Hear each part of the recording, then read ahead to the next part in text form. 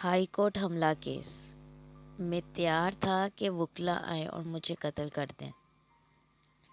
Chief justice اسلام آباد high court اطہر من اللہ نے انتظامیہ کی جانب سے وکلا کو ہراساں کرنے کے معاملے پر سماعت کے دوران کہا کہ معاملہ اتنا سنگین ہو گیا تھا کہ انتظامیہ کی جانب سے آپریشن کی تیاری کی جا رہی تھی۔ پیر کو چیف جسٹس کا کہنا تھا کہ وکلا کی جانب سے کوئی کسر نہیں رہ گئی تھی، بس صرف یہ رہ گیا تھا کہ وکلا آئیں اور مجھے قتل کر دیں، لیکن میں نے کہا کہ بے شک مجھے مار دیں مگر کوئی بھی ایکشن لے کر تماشا نہیں بننے دوں گا۔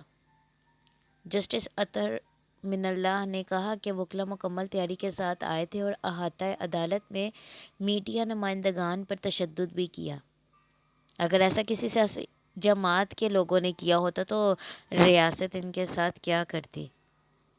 جسٹس اطہر من اللہ نے کہا کہ چیف جسٹس پاکستان گلزار احمد کو بھی کہا تھا کہ وکلا بے شک مجھے مار دیں، ایسا ایکشن نہیں لیں گے جس سے ہائی کورٹ میدان جنگ بن جائے۔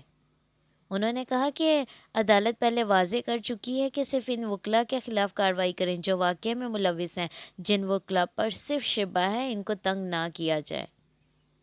چیف جسٹس اسلام آباد ہائی کورٹ نے دوران سماعت ریمارکس دیے کہ چیف جسٹس کو 5 گھنٹے تک محصور رکھا گیا مگر کوئی غصہ نہیں، یہ معاملہ قانون کے مطابق منطقی انجام تک پہنچنا چاہیے۔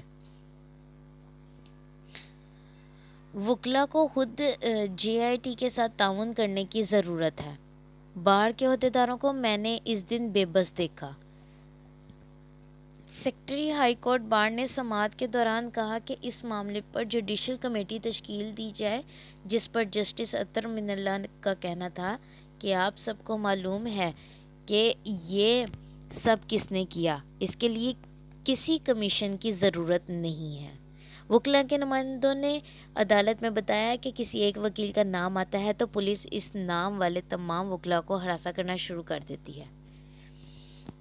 تحقیقات کے لیے جے آئی ٹی تشکیل دی گئی۔ دوسری جانب اسلام آباد ہائی کورٹ حملہ کیس کی تحقیقات کے لیے چیف کمشنر نے جے آئی ٹی تشکیل دے دی، جس میں پولیس اور حساس اداروں کے نمائندے بھی شامل ہیں۔ مشترکہ تحقیقاتی ٹیم کی تشکیل کا نوٹیفیکیشن جاری کر دیا گیا ہے۔ جے آئی ٹی میں S S P investigation, S S P C T D, S P Saddar, S P D P O اور S H O Margalla J I T میں شامل ہیں، جبکہ آئی ایس آئی اور آئی بی کے نمائندے بھی شامل ہوں گے۔